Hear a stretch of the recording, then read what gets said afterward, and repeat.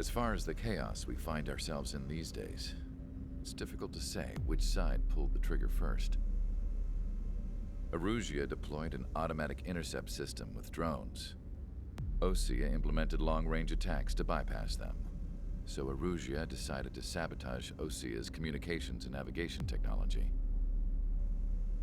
Erusia couldn't launch a satellite themselves, but they were still able to hack the software of the Osean transmission and navigation systems.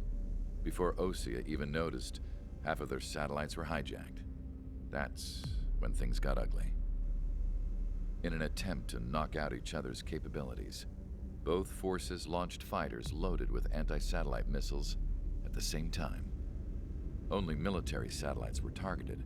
However, their destruction created a debris field in orbit, which wiped out scores of other satellites, both private and government-owned. What kept the world relatively sane up to that point had been free-flowing data and information. But now, those were gone. All that remained was chaos and confusion.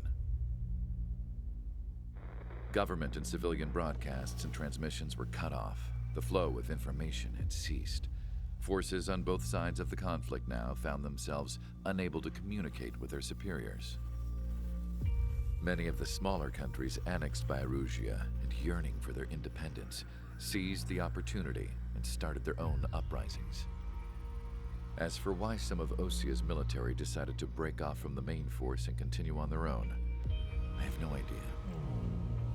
Perhaps there was some sort of dispute over the chain of command.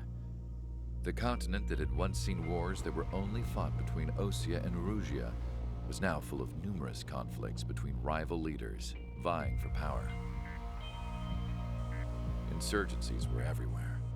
I even heard a rumor that a group of Osean convicts had rebelled. Rumors.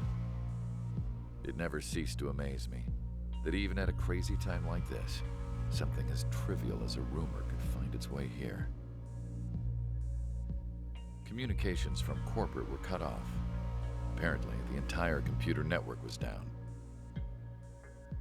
It was a wise decision to make our drones autonomous with AI instead of being radio-controlled. Wise and forward-thinking. Even with their GPS offline, they can still use their sensors to navigate as long as they're working properly. I'm sure the drones are still working perfectly, following their mission orders to the letter. I wish I could upload Mihai's new data to them. But without a connection, I can't upload the software to the active drones. The new ones we're making, though, there should still be enough time to upgrade those before they're activated. I'll be taking the data I've acquired away from the front lines now. Oh, and I'll be taking the girls, too. I told my assistant Masa it was time to get Mihai's granddaughters ready to leave here. She's not much older than the girls, but she has a way about her, and I'm sure she won't have any trouble with them.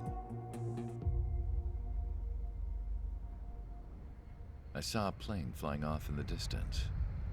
I imagine it was looking for a safer place. The plane had a rose emblem on it.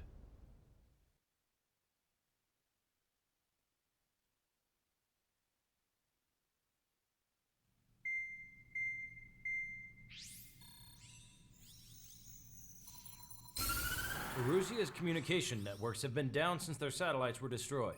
Unfortunately, we are experiencing trouble too. All of Erusia has been affected, and we don't know when things will be back up and running.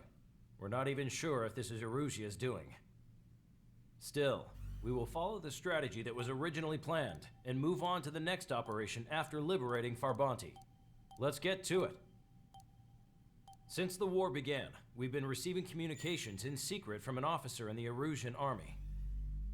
With the capital under our control, Erusia's radical element is losing support quickly, affecting the balance of power. HQ is thinking of using the military officer as a way to gain leverage to settle peace negotiations. The officer is currently hiding in the outskirts of Anchorhead Bay, having joined up with support dispatched from the Osean army. The plan is that they'll take a standard vehicle to a rendezvous point at a harbor in the east part of the city, where a helicopter will be waiting. I would like the new Strider Squadron to provide escort for the officer. Cyclops will remain at the base on standby to serve as defense. With the communication network currently down in the capital, I very much doubt Arusia will be able to mount a regimented counterattack. However, it is likely that Arusia's intelligence department and the remaining forces who are aware of the officer's movements will interfere. Keep a close eye on the officer and make sure he stays safe. Our victory in Farbanti has given us a golden opportunity to finally end this war. Be safe out there.